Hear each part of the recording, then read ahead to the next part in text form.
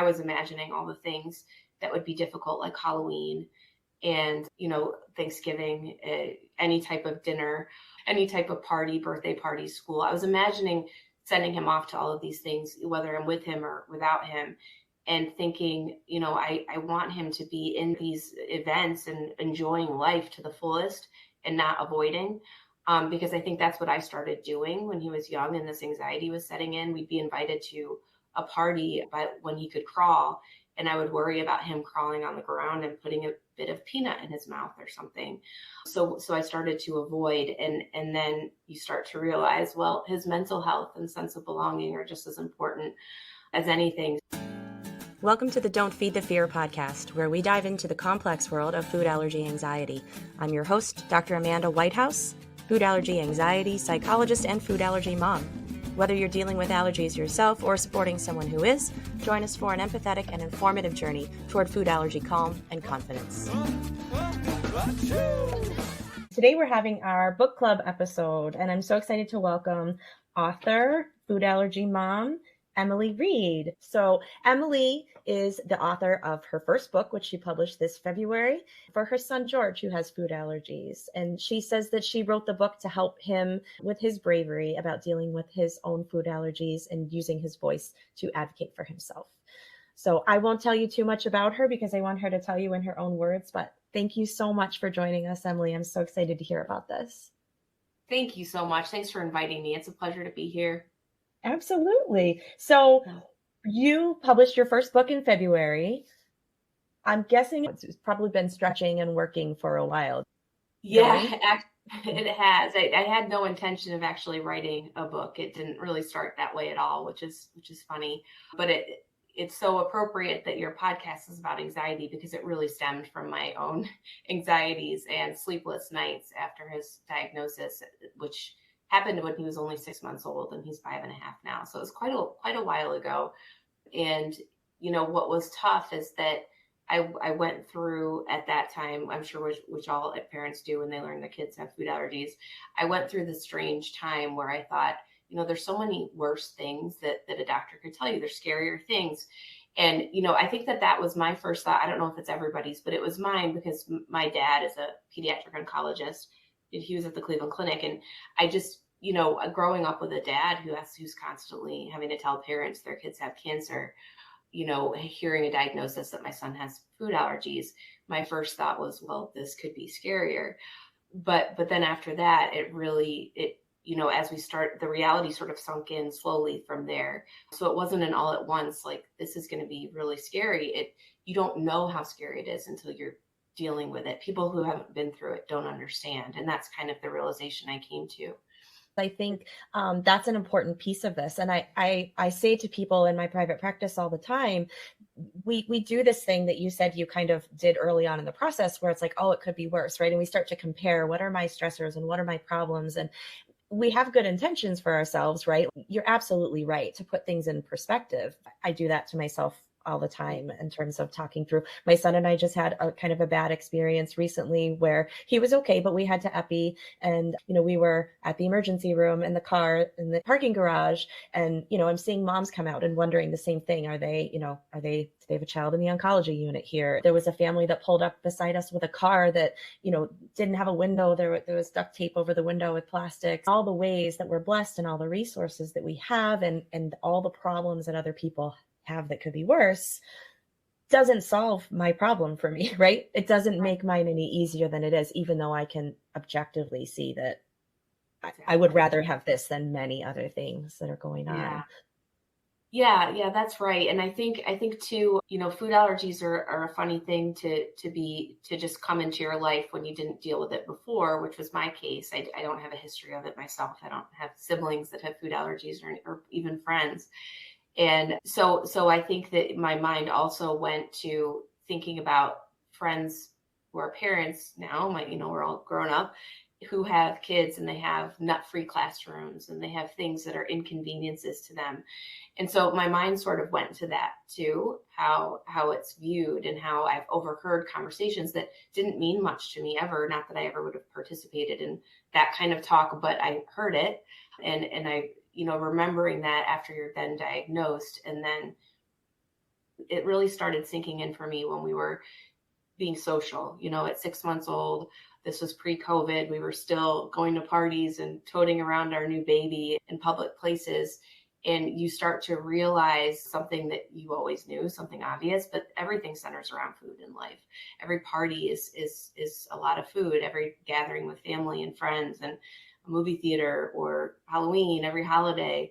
So you sort of realize over time how scary it really is, and it just gets harder. And I think that's where my insomnia started setting in. And I actually, I wrote Big Brave Voice one night, just as a poem. Just, I've always sort of liked to write on the side, nothing that I ever shared with anyone, more like journaling. But I sort of wrote it all out one night in a fit of insomnia, and then kept working on it and working on it. I mean, the first thing I wrote looks nothing like it looks today with what I published, but yeah, that's how it came to be. A very long-winded answer to your question. That's okay. I like the full explanation. I don't want the short and sweet. Yeah. So it sounds like, even though, of course, your concern and your care for your son and how he was going to deal with his allergies was the impetus for the book, really it was your own anxiety about managing the allergies and keeping him safe. Yeah, that's right. And I think the way that it came out into the message of self-advocacy, so it was a combination of two things. It was my own anxiety, but then also, even when he was just 6 months old, 8 months old, 9 months old, we love to read to him. Of course, everybody loves to read to their babies. And he was our first too. So it was kind of like, really sitting down with an infant, reading to them and just looking at the pictures. You have time for that sort of all thing. That luxurious time to read books, and much more time for that. But I remember at the time thinking, oh, well, this is a good opportunity. I'm going to find some books about food allergies. And I found some really great ones, but none of them quite had the message that I had just decided I was after, which was, learn about your food allergy and how to speak up about it. The books were much more about, being accepted by others. A lot of people have food allergies, and those things are important too. I'm not diminishing that, and I still read those to him. But there was just one theme that I couldn't find, and that was the self-advocacy. So that sort of inspired the book, the content of the book.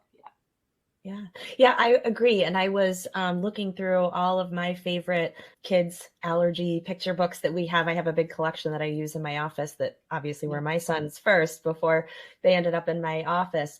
And I completely agree with you. And I was so excited when we sat down and started reading your book, because there was a hole there in terms of this concept of self-expression and self-advocacy and communication and how important it is. So I'm so glad you realized that and created something. Yeah, thank you for saying that. Yeah, and it's been really helpful because I did read it to him before it was published, but when he was a baby, before he could talk. And it was that, kind of what we were after is that one of his first complete sentences might be, I have a food allergy, or I'm allergic to what's in that, those types of things.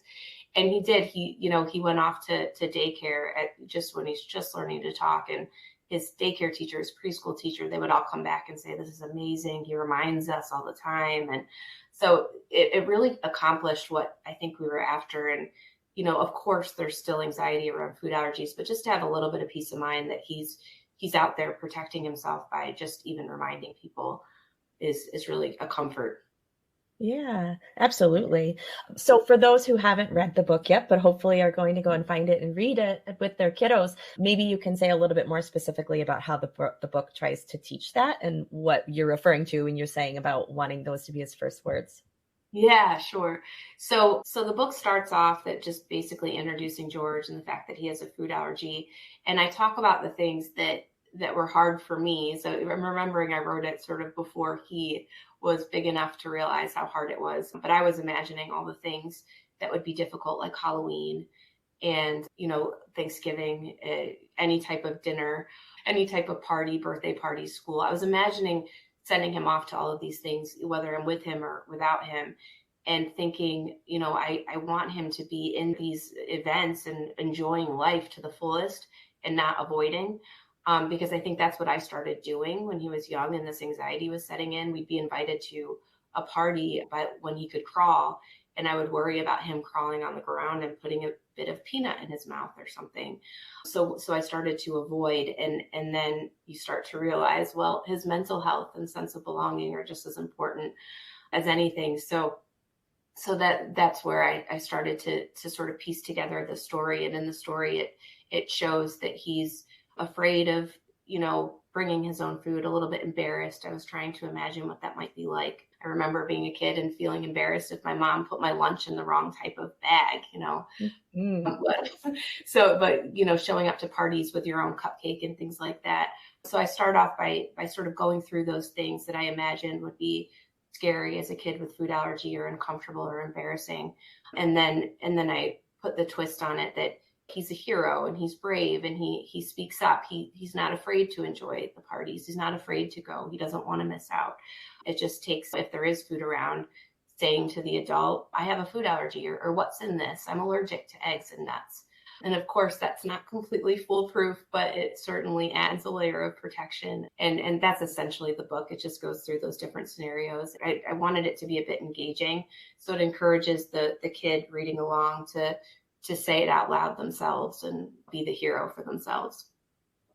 Wonderful. I love the way that you do that. Of course, all kids go through phases. So the things that you've imagined about how he'll experience it, some ages and phases for us, they didn't. And then now I've got my oldest is a 13-year-old. So I definitely have one in that end where I have to be really careful what I do, or it's embarrassing, or it's, it's cringe, or it's annoying.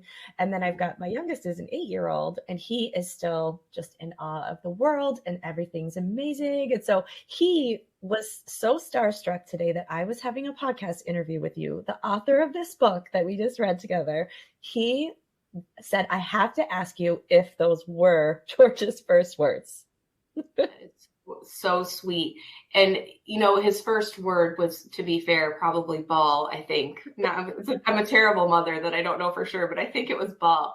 But definitely among his first complete sentences were I'm allergic to, well, the way he says it, actually, he says, I'm allergic to tree nuts, peanuts, and eggs. So he's very specific, but that was among his first full sentences, and it was very sweet and impressive too. Yeah. That's great. Yeah, very proud of him. I love the book, and we'll talk about some other parts as well. But for me as a mom reading it, my favorite part was your bio at the end and where you talked about his take on bravery. So I was hoping that you could share that in your words for everybody listening. Yeah. So I think, a lot of that stems from this poem that I wrote for him, because remember I read it to him before I published it. So we would talk about bravery a lot. It's kind of shaped the way I would speak to him about it. And we would talk about, to be brave, you have to be scared first. That's really the definition of being brave. So he repeats that, and he says that, and it seeps into all aspects of his life, which is pretty fun. He's learning to swim now. We're a little bit behind on swimming, as I'm sure a lot of COVID babies might be. The swim lessons kind of took a back seat, right? But he's learning to swim now, and he is a little bit scared, I think, starting late. So I referenced that in the book, Learning to Swim. Actually, that was a change up later. But he's learning to swim, and he talks about, if I'm going to be so brave because I'm scared, but that because I'm scared, I have the chance to be brave. So he says things along those lines quite a bit. I love that. And it's so true. I mean, I think, we have all of these, you talked about imagining him as a superhero, and the way that we sometimes in our world conceptualize things on the surface and the way we represent them visually is not the reality of it, right? So I always say these kids with allergies are the bravest people I know, right? And bravery isn't never being afraid, even though we look at big images kids are given, like Superman or whoever it might be, that they're not afraid. It's not brave if it's easy to do, if it's not hard, if it's not challenging. That's exactly right. Yeah. I think for me as a mom reading it, similar, going back to what we were saying before, how this kind of started for you, even though it was for George, that's how I experienced it for me. And I was the one who needed the reminder. The moms are the ones who need this reminder, I think sometimes even more than the kids, especially when they're little, because developmentally, of course, they're still young and innocent. They've got these great self-advocacy skills often, and they don't understand quite the degree of danger, right? They don't fully understand the risk. They're not thinking the things that we're thinking when they're crawling across the floor at the Christmas party or whatever it might be, knowing all of the places that danger lies that no one else in that room foresees if they're not living this life we are. So I think all of us moms and dads and grown-ups who are helping kids with allergies need to hear that too. I have to be brave and let you go to the party and do what we need to do to get you there and get through what's hard for me, so that, as you said, you can have that social life and that full experience of life that we all want our kids to have. Yeah, that's right. Yeah, it seems like, and I think this is what your practice has been about, right? Which I think is so interesting. It's high risk that if you have food allergies that you might develop anxiety, and I think I recognized that from the very beginning, just because I thought, well, my anxieties are going to rub off on him. I'm going to give him these anxieties. So it's really a lot about that. Yeah. Absolutely. And I think I'll probably talk about this repeatedly as long as I have this podcast, but I want so much for myself and for you and for everyone else who's listening in our shoes to little by little try to take that guilt off of our shoulders. I think all moms experience mom guilt, but for us, I think it's so much harder. And there is research that shows that, right, the more anxious the mom is about the food allergies, the more likely that the child will develop it. But that presents it as if it's so simple to just not be anxious. And yeah. Everything that we do to keep them safe, especially when they're so little, requires so much hypervigilance that it's a recipe for anxiety for us. It's not just that we're not handling it well and, you let yourself get too anxious and now your kiddo is anxious. It's so complicated. It is. And it's hard too with family and extended family. If you've got other people taking care of your kids, understandably, I think their level of anxiety is high too. And they want nothing but to make sure that when your child is in their care, that they're safe. But that becomes hard too. You have to sort of try to educate then your own family to relax about it a little bit too, without giving them a message that you shouldn't be careful and vigilant. So it's this balance. It's like, you've got to be vigilant, yes, and carry the EpiPen, but also we have to enjoy life and do all the things. Yeah. Right. It always gives me that metaphor that people use of, the duck swimming and the legs are furiously paddling underwater. And then on the surface, we're calm and serene and we're gliding along. And it's not as easy as it looks. And for me, sometimes that is not how it appears outwardly. And I know it, but that's, I think, what we're aiming for. And that's pretty tricky, especially like you said, when we're pulling other people in too. Right. That's right.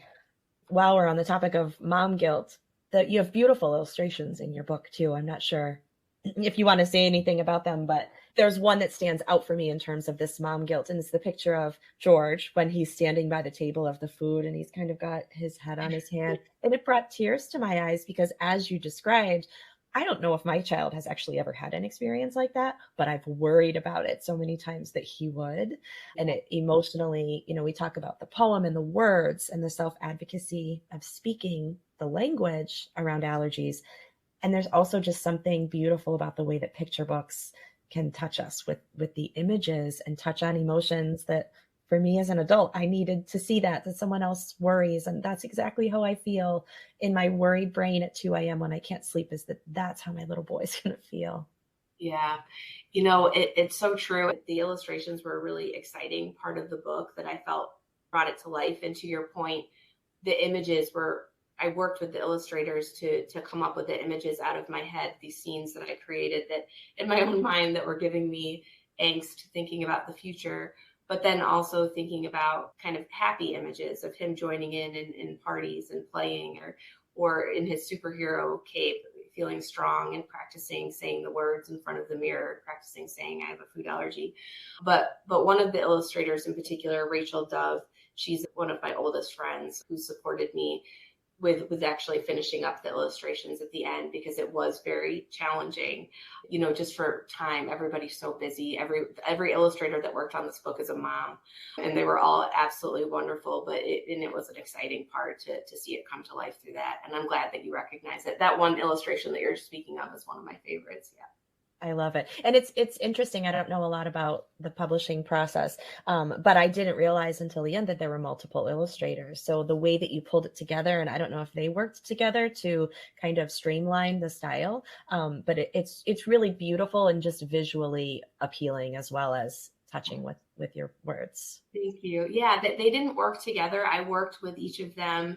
They all used the same medium. They all used watercolor, which we decided in the beginning would be different and fun. A lot of images in picture books these days are more digital based. So I really wanted to kind of you inspired by the older picture books that I'm in love with. Really wanted it to be artistic and with the watercolor painting. So it was great. I love it. It turned out beautiful. Yeah, thank you.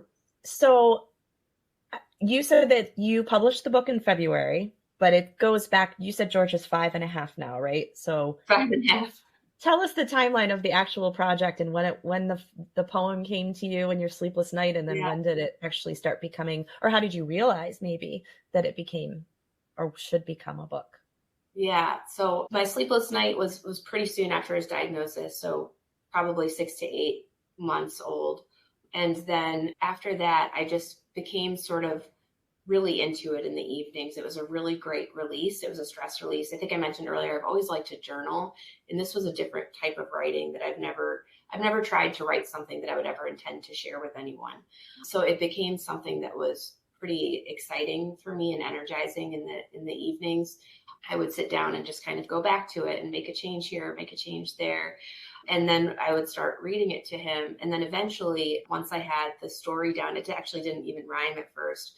But once I had the story down, that's when I kind of went back to every section and worked on the rhyme, which was an interesting process, because after I did that, I was sort of then reading about rhyme and trying to learn about it and make sure that I was doing it the right way. And that was a lot of authors actually suggest is that you write the story first, and then you go back and make it rhyme, so I learned a lot. I don't know that everybody writes that way, but that was a suggestion.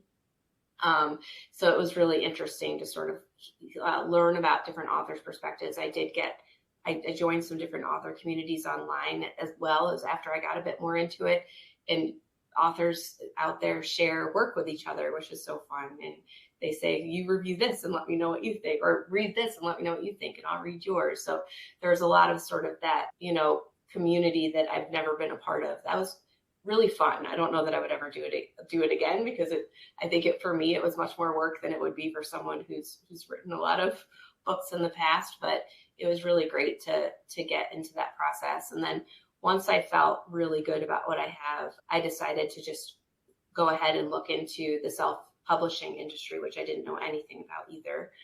And you have to be a little bit careful if anyone's ever interested in self-publishing.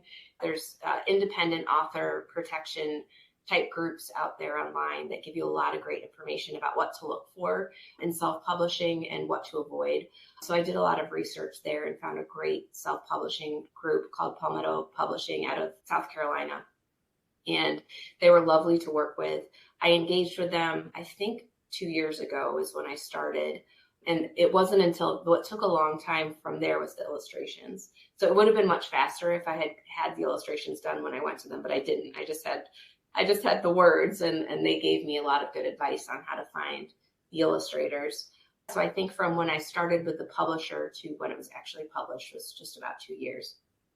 Well, and thanks for sharing that too. I was thinking, I think there are a lot of us as food allergy moms and as moms in general who are helping their kids with whatever challenges we have. Like you said, it's almost energizing in the evenings when, you're probably exhausted from being in one mode, work mom, on the job mom, to, and this is how the podcast, like how I'm making time for the podcast for me, even though I don't have it, is that it's helpful for us to feel that we're doing, I think, something productive. We're helping our children, but really it's a bigger picture thing, right? You said earlier, I want to get the words out there. I want to have this in other people's hands who it might help. And I think that's very healing for a lot of us. Was it that way for you? Absolutely. It's been great. And it actually has been an inspiration to me to sort of get out there in the food allergy community in other ways. I'm sure you're familiar with Red Sneakers for Oakley. Yeah. So I actually joined their group as an ambassador this year, and we did a Red Sneakers Day at my son's preschool, and he starts kindergarten next year, and they've already agreed to do a Red Sneakers Day there.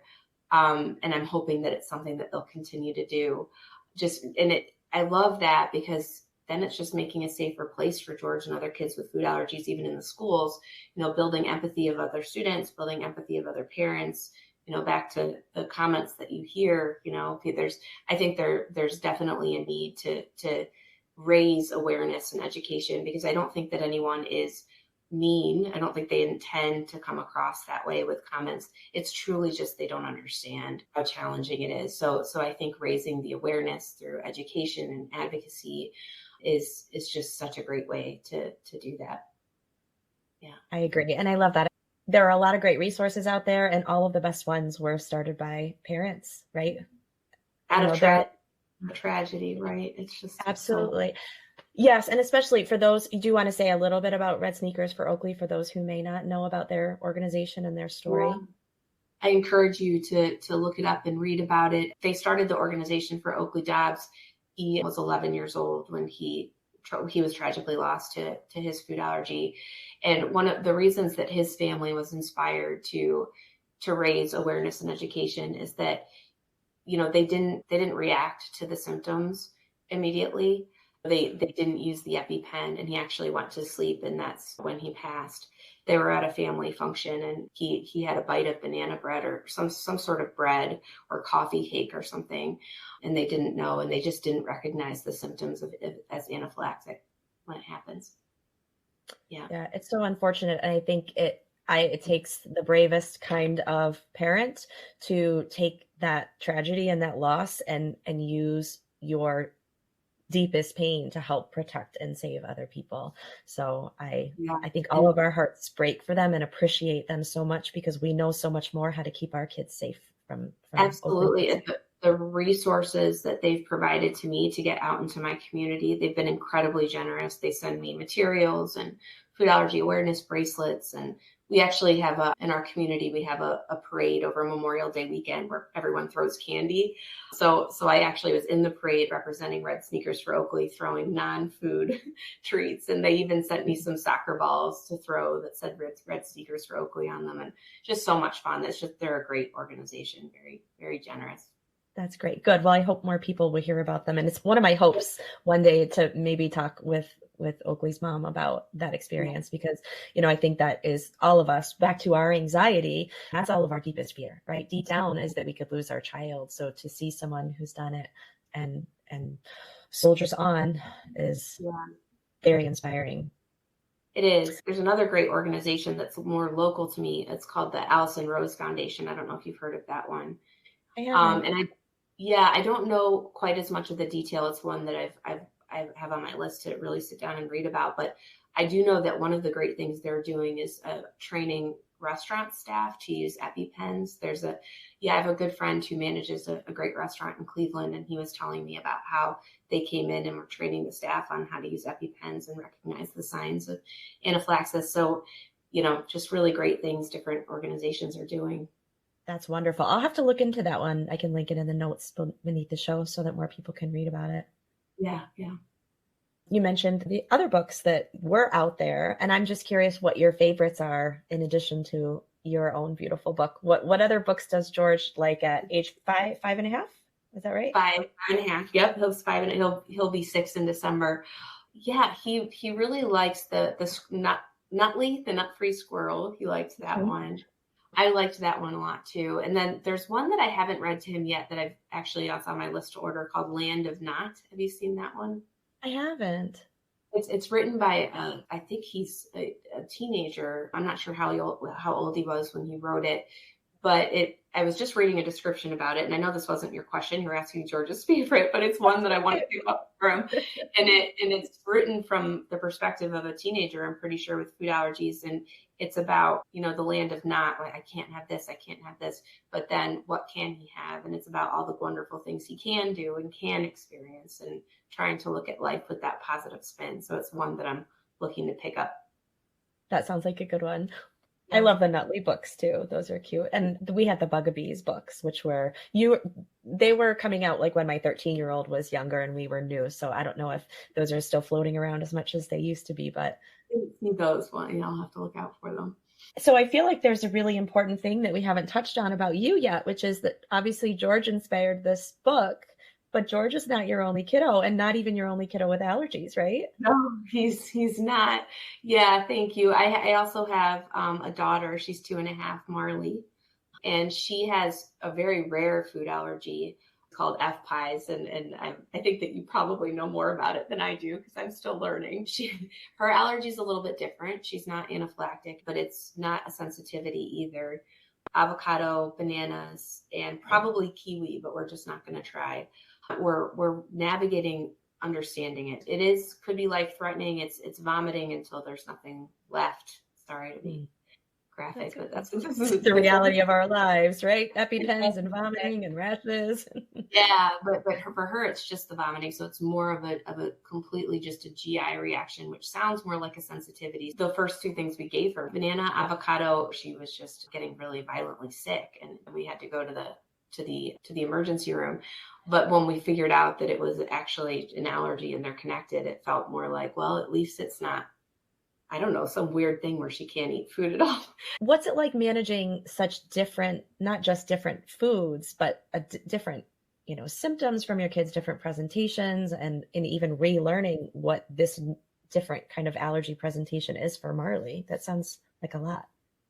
Yeah, it's tough. It's tough to explain to people too, I think, because, I work full time. My husband works full time. So we have them and we need full time help. So that they're both in preschool now. George starts kindergarten in the fall, but now they're in like a full time preschool summer camp essentially. And, so it's fresh in my mind, just filling out all of the various paperwork to have the EpiPen on site and for George, and then to have Marley's medication on site. And Marley's medication is not something that people are familiar with because it's such a rare condition. It's just this one pill bottle with one pill in it that she's supposed to take if she starts vomiting. So, having to get the instructions from the doctors and explain that to the nurses, and then I kind of had to go back to the school a couple of times to re-explain. They were incredibly diligent. It was wonderful. I love that they're so careful and diligent. But I think navigating their different allergies, with George is allergic to eggs, and that's really tough because it's in so much, right? Mm-hmm. And knowing that Marley has some food allergies, her allergist explained to us that it puts her at higher risk to develop the other top allergens, right? So we can't avoid eggs in our house, and we can't avoid nuts in our house because that's another bit of anxiety. I'm worried that Marley's high risk now, and I don't want her to develop more allergies. So we do still have eggs in our house. We have nuts in our house. And whether or not that's the right thing to do, I question myself all the time. And I worry that other people question me all the time. But we're just trying to do the best we can and listen to the advice of the professionals who said, if he's not having a reaction when you guys are eating eggs around him, then he's that much safer in the real world. So he can be next to eggs and not have a reaction. So that part of it is really tough. Just always wondering and questioning yourself. Am I being careful enough? Am I being too lax? Am I going to cause a reaction in our own kitchen, which knock on wood hasn't happened. But yeah, it is challenging. You're touching on something that I see so much of the time which is it's almost as though all of these wonderful efforts to educate people in a situation like yours can backfire, because I think even the most well-meaning of people, if you walk in, say with Marley, and say, well, she has a very severe food allergy, people almost jump to that assumption. Oh, okay, we know what to do with food allergies. We know how to use EpiPens, and they think that they know already, but really it's just so individualized from person to person in terms of what symptoms present and what we need to do to respond. Yeah. It's complicated, and we're trying to learn. And I think that's been just the theme throughout our entire journey, even after George's diagnosis. I never knew how much I didn't know about food allergies and how much there is to know. And, one thing we haven't touched on, and I don't know what your experience was with your kids, I'd love to know. But with George, when he was about 4 months old, he was covered in eczema, just really like severe eczema. And we were at the pediatrician, and she said, you know what, you need to introduce some of these allergens early because this could be a sign.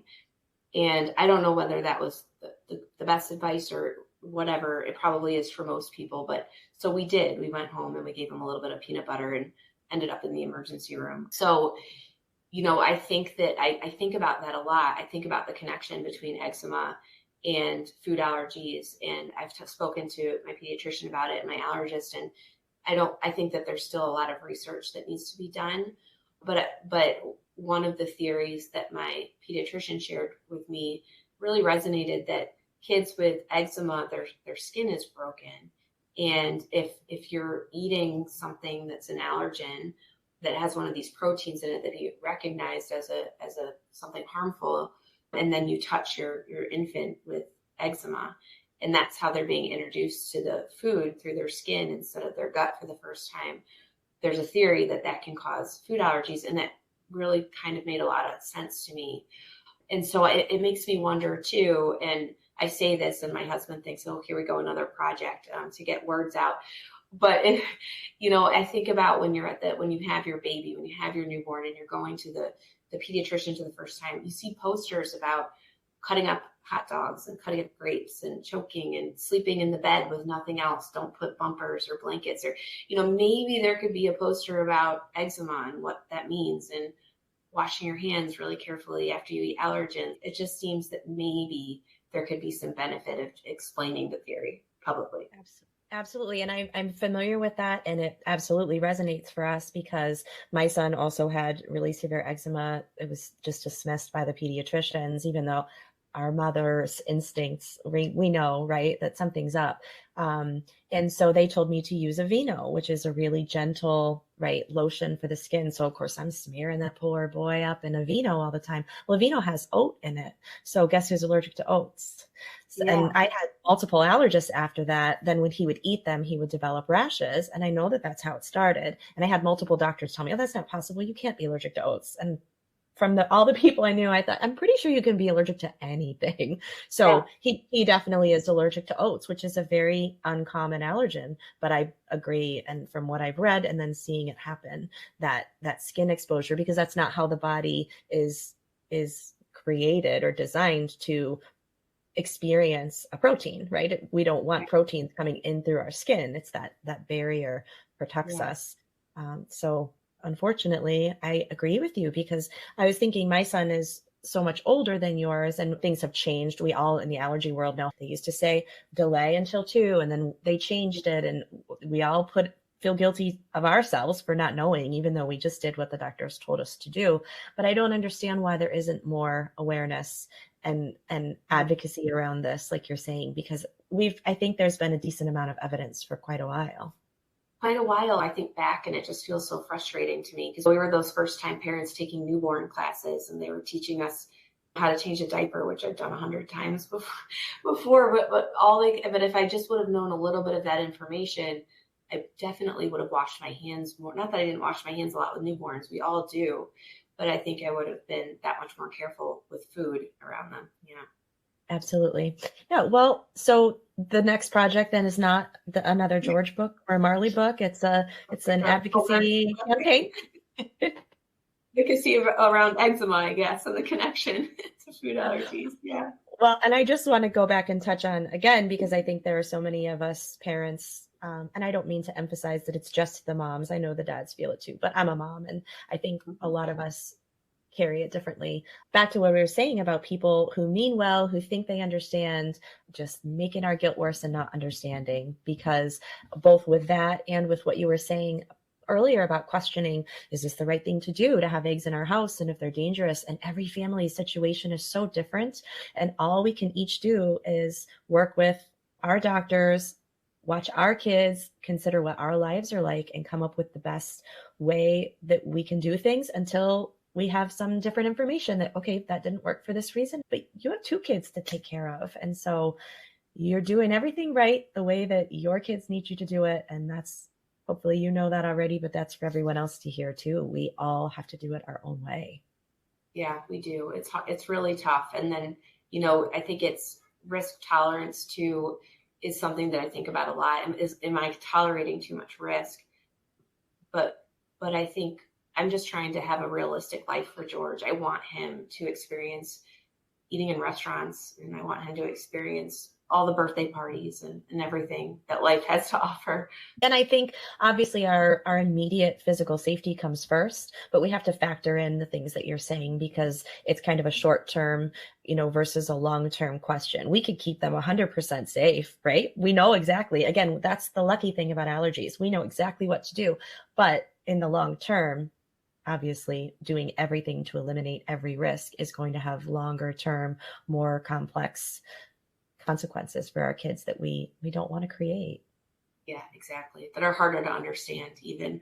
Right. Yeah. And harder to see when we're in the midst of our anxiety, right? There's been many a party or event where I wished I would just stayed home or wanted to just stay home when it was time to go. And back to what George says about being brave, right? It's scary and we know it's the right thing. And we know that being brave helps us to grow and helps us to learn, right? Even though it's not easy to do. Yeah, that's exactly right. I'm glad that it resonated with you, the message from the book. Thank you. It did. I loved it so much. My little extrovert would want me to ask, and I think you touched on this, but is there another George book in the works or a Marley book? Do you think you'll ever tackle something like this again? If there would be another book, it would have to be a Marley book. The mom guilt settling in. I do worry. I do worry about the attention for George, but me, I don't think so. I'm not planning on it now, but who knows? I might have a night of insomnia ahead of me where something happens that I decide to release the stress in that same way, because I actually did find it very effective way to release stress. I bet.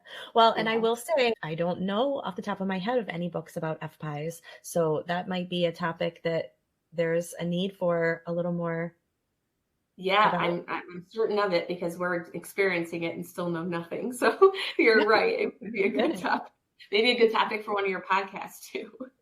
It will. And I want to do a bunch of, because there are so many things that are related. Thank you for mentioning it. And I'm sure I will at some point. So what is the best thing about allergies?